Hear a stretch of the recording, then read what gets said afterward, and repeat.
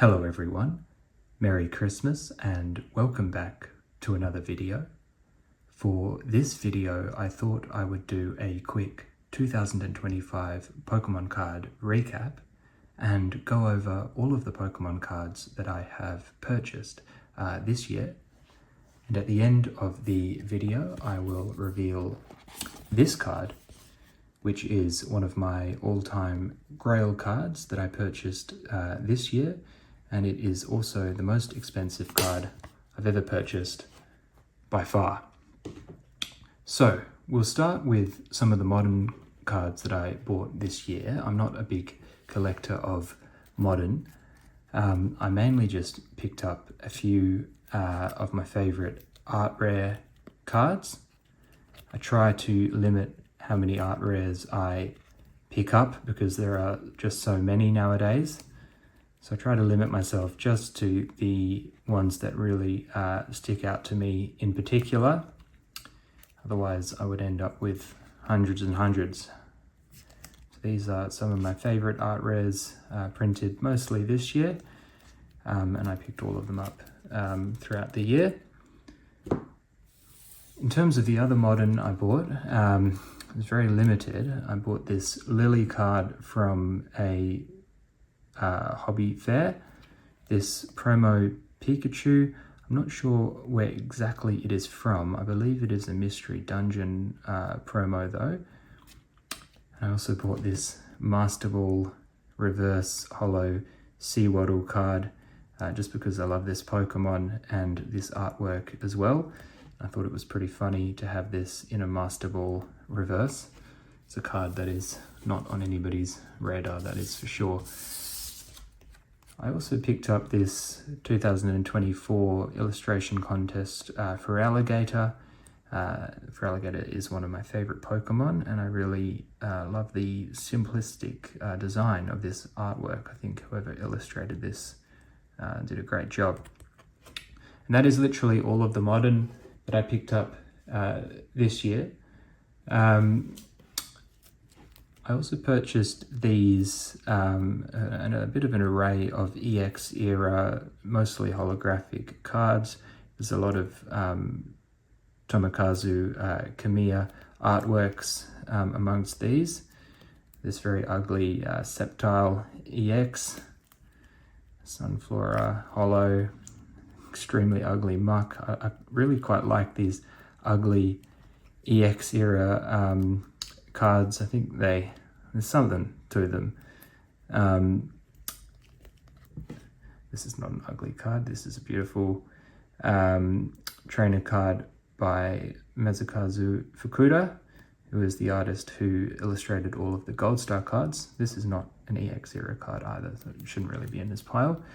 I bought this Camerupt, which is another Kamiya artwork.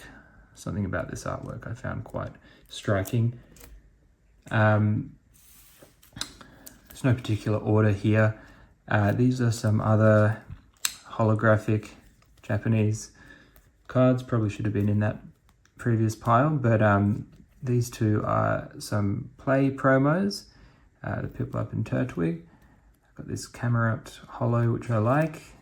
This card is just a fantastic artwork and holographic card. I mean, the colors just really pop, caught my eye. I had to pick up a copy. It's not an expensive card whatsoever. This Holo promo card, and this Turtwig, which again is not from the EX era. It's from 2008. I actually have no idea. It's a promo card of some kind. I don't know what promotional event it came from, but it was very cheap and it caught my eye. I also picked up quite a number of vending machine cards. These are some of my favorite cards in the hobby. Quite a few of these are again Kamiya artworks, such as this Weedle and this Machoke. Is that the right one? Yeah, Machoke. Fantastic artwork. So many other Pokemon in the scene. This very cute Charmander. Another vending card. Coughing Haunter. Vending artworks were ahead of their time, in my opinion. Printed in the very late 90s. It's a very weird primate halfway through a Pokeball. This is a Kamiya Chansey, such an iconic vending card. It's a Kadabra, which was one of the last Kadabra cards that would have been printed until recently, following the infamous lawsuit. This is a Dodrio by Kamiya, and a little Sandshrew just to go along. This artwork is by Miki Tanaka, who is another fantastic early era artist in the Pokemon TCG. We'll go over here next. I purchased quite a number of Pokemon VS cards in my ever-growing quest to complete that set. I'm about 2/3 of the way through the set now.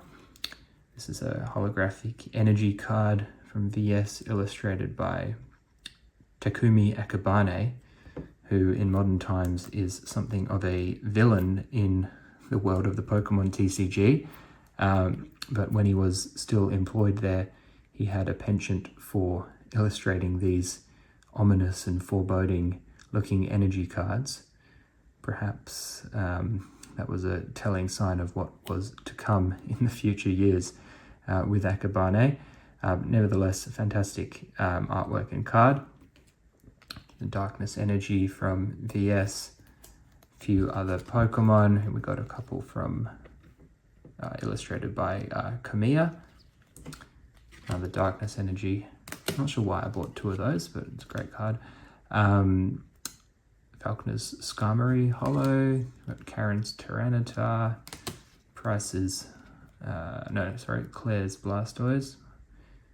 All of the VS artworks are just fantastic, in my opinion, which is why I'm finishing the set, and they all remind me of the Gold and Silver games, which they are based on. So, very nostalgic cards overall. Another, is this coughing or wheezing? I'm not sure, but it's again by Kamiya. Kamiya's artworks, the Pokemon often look like they are in pain or they're struggling in some way, but they're very striking cards, which I think is why he resonates with so many collectors. And here is an Executor card. Prices on Pokemon VS are really going up recently. Even just an ordinary non-holo card can set you back, anywhere between 30 and 50 Australian dollars. So I'm glad I've completed most of the set already, but perhaps 2026 will be when I aim to finish it off. Sticking with the sort of E-Series era, I picked up these other E-Series cards. These Tyrogues are again by Tomokazu Kamiya, and these were McDonald's promos released in 2002. So if you went to McDonald's in Japan, you can see this McDonald's symbol in the corner. If you went to McDonald's in Japan in 2002, you could get a pack, you could get one of these cards, and it was an alternate artwork to the normal Tyrogue card that was in the usual E-Series sets. I accidentally bought 2 simply because I bought these on eBay with a bunch of other cards in the same order. And I did not realize that I accidentally had added 2 to my cart. So perhaps I'll give one of these away. If you leave a comment in the description, or is that the word? Leave a comment down below with your favorite card from this video, and I'll randomly pick one, and I'll send you one of these Tyrogues. And then finally, to cap off the E-Series pickups, I picked up this iconic Psyduck, which is from a set called The Town on No Map, which was one of the earliest E-Series sets in Japan. really nice card. It's only a common card, but because the artwork is so desirable, this is actually a very expensive card. I paid 160 Australian dollars for this card, which did not feel great given that it's a common card, but it is just such a iconic and fantastic artwork that I sort of felt it was mildly justified, perhaps. All right, moving on. Here are some much cheaper cards. These are very mint condition, non-holo cards in English from the EX era. I found all of these in a binder at a card show, and I just couldn't go past them because they're a couple of dollars each. This is again another Kamiya artwork. They're all just perfect condition. Fantastic artwork there. You can see all the other Pokemon in the background. There's a couple of cards from illustrated by Fukuda, the Gold Star artist, who has a very clean art style. It's really at complete odds with Kamiya's. Sorry for the cut. My phone has been overheating. It's about 40 degrees in Australia today. As I was saying, I picked up this Swinub, which is from the EX era, also illustrated by Tomokazu Kamiya. This Fanpy by Yukamori, the clay artist. Trico Holo, fantastic card. And a couple of other little cards. They were just so clean that I had to pick up a few of those. Not really sure where they fit in my collection, but very nice. All right, I also picked up this card, quite an unknown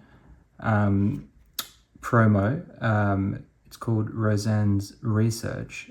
It's from 2007, and it is from the Battle Road tournaments in Japan. And it's actually a fairly exclusive card in the sense that it was only available to certain divisions of winners of the regional tournaments in Japan. But it's a card that's very niche and not very well known, so it's not too expensive for a sort of promo, almost like a trophy card in a way, from a long time ago. Fantastic artwork though. I really enjoy what they're doing with the artwork there, although it looks a bit sinister for the Piplup. All right, what do we got next? This is an assortment of just weird cards that aren't really Pokemon cards that I picked up. This is a Pokepark 2005 Eddie card. I think it's an admission card for the Pokepark event in 2005 in Japan, but as you can see, the artwork is phenomenal, so I picked this up. These are e-reader battle cards. I think at the time you could scan these with your Game Boy and it would spawn, you know, a special Pokemon battle, which was exclusive to each card. I mainly picked these up just because they're very, very clean. They're sort of packed fresh. They're very old. And just an interesting sort of relic. The back, or if it's the front, I'm not sure, is the same on all of them. Just an interesting sort of pickup. And I also received these as a gift. Very old poker playing cards, Pokemon playing cards, with Totodile, Croconaw, and Feraligatr, which are my favorite Pokemon. So let me have a look. We'll stick with the theme of non-TCG items. This is the last thing I have on that point. These are some very nice postcards from 1999, which I picked up on eBay. They're relatively inexpensive. I bought them as a set of 5. But the artwork's just fantastic. I mean, it's all sort of hand-drawn art, which you don't see anymore, or as much, I should say, in Pokemon products. You can see the official postcards. They have there you go, copyright information. I think these were distributed in 1999. I don't think they are particularly rare, but they're just really, really nice artworks. There's so much going on in each one. I think I'm going to get them framed. I'll probably frame them individually and display them somewhere. Look at this artwork. It's just, you can't beat that. It's just fantastic. Just soak it up. This one, probably my favorite of the bunch. It's just such a fantastic artwork. Definitely would recommend anybody who's into sort of niche Pokemon products to pick some of these up, because they are not expensive at all. I think I paid about $16 each for each of these. Australian dollars. You can see Psyduck chilling, absolutely chilling in the corner there. Fantastic. Meowth is not chilling. So that is the postcards. Another pile of things here. What do I have? So a Japanese Neo Genesis booster pack, very clean. I bought this from a very reputable seller, so I was happy. I don't normally like to purchase vintage packs for obvious reasons, but I'm a Totodile fan, as I've said. I'm a Generation 2 fan, and this is where Generation 2 all began for the Pokemon TCG. The Neo 1 or Neo Genesis Japanese. Great pack and great artwork. I got 2 cards graded this year. That was all. I have a guy who sends off cards for me, so I sent a couple with his submission. I sent off this Sylveon V alternate art Sword and Shield card, and this Dragonite V from Blue Sky Stream, which is the Japanese equivalent of Evolving Skies. Actually, I think both of these cards appeared in Evolving Skies in English. Both of them got the 10, which I was very happy about. I have multiple copies of each of these cards, so I was able to pick out the cleanest ones. And I was very pleased to see these come back as a 10. It's actually the only time I've ever sent cards off to PSA for grading. So I think I'm probably going to quit while I'm ahead, and maybe not grade anything in 2026. Don't want to push my luck. I also bought this card. I didn't grade it myself, but I bought this this year. This is a web series Machamp. And I particularly like this card because it's very niche, and it's sort of a combination of 2 very niche aspects of the Pokemon TCG's history. The first is this artwork, and again, it is a Kamiya artwork. This artwork first appeared on one of the Masaki promos in Japan from the late 90s. That was a mail-in promotional campaign. There were 6 cards. There was a Gengar, Masaki Gengar, an Omanite, an Alakazam, a Golem, I think, and something else. But Machamp was one of the cards that appeared in the Masaki promos. But then a couple of years later, in 2001, the Pokemon Company in Japan released a very strange series called the Web series, which never made it to any international release. And the Web series contained artworks from all manner of different earlier sets and promotions. There was even a University Magikarp web series card. So everything was on the table. And for Machamp, Creatures Inc. chose this artwork. It's just a great card with a very interesting storied background. It's very random and obscure. I just love that artwork so much. There's a nice little swirl in the corner there as well. So, I think that brings me to the end of all the cards I purchased. I did also get just a small amount of sealed product. I got the Pokémon Center boxes from various Pokemon centers that were all released towards the end of this year. This one is my favorite one. It's amazingly detailed and clean artwork. Torchic, Mudkip, it's Trico hiding up in the corner there. Something going on up there. Not sure. I want to know what's happening. Got Minun, Plusle, Latios. Pretty cool boxes. Very, very nice. The promos inside, you can see that's what the promo would look like if I was to open this, which I definitely will not be doing. This is the promo for Gyarados box. Very nice Pikachu promos, but not worth opening the box for. This was the third one. Also very intricate, detailed, clean artwork. And this also had the Pikachu promo. But I think with these sorts of products, far better idea to just buy the promo separately and keep the box sealed if you really have to see it. And then I got a few Japanese booster boxes. I just buy one box of each set that I like. So this was the Battle Partners, which came with a promo card box.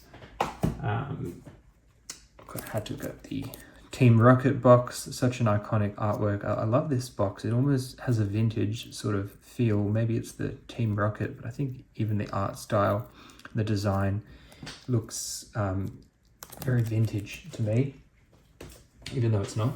It was printed this year. And I had to get the black and white boxes, and these are those sets are single-handedly responsible for the vast overrun of art rare cards that we have at the moment. All right, so that leaves us with the final card I picked up, the secret card that I mentioned at the start of this video, which is in this very special box. You can take this out. So, without further ado, this is the most expensive card I've ever bought. And it's sort of, well, it's almost going to be definitely the most expensive card I ever buy, for now at least. There's nothing else I could think I would want. It's sort of my grail card, and it is the Tropical Wind from 1999. I'll take it out of the plastic so you can see it in all its glory. Not a holographic card, it's authentic, meaning that it's not in great condition. But this card was printed in 1999. It was distributed, funnily enough, PSA mislabels this card as being a Tropical Mega Battle promo, which is understandable because it does have the, you can read there, the Tropical Mega Battle logo in the bottom right. But this card was in fact distributed at the regional tournaments in Japan in 1999 before the Tropical Mega Battle. It was not actually distributed at the event itself. There were 586 copies of this card distributed officially. Today, I think there is around 200 or 300 copies that are graded. So it seems that a fair amount of the original 586 have survived. And there's a few ungraded copies, I suppose, that float around as well. But I bought a graded copy just to be sure, at least more sure, of the authenticity. and I didn't mind the fact that it's a little bit damaged, because in my opinion that sort of just means it's more likely to be authentic. But a fantastic artwork. It's by Sumiyoshi Kazuki. And if you want to learn more about this card and the history, I will leave a link in the description of this video to a much more detailed and eloquently worded blog that I wrote about this card, which will set it out in much better detail than I can right now. But that is the full extent of my Pokemon card pickups in 2025.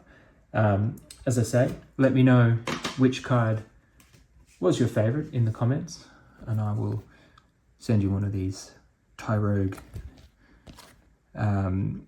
E-Series promos. And with that, I hope you have a great Christmas. Thanks for watching.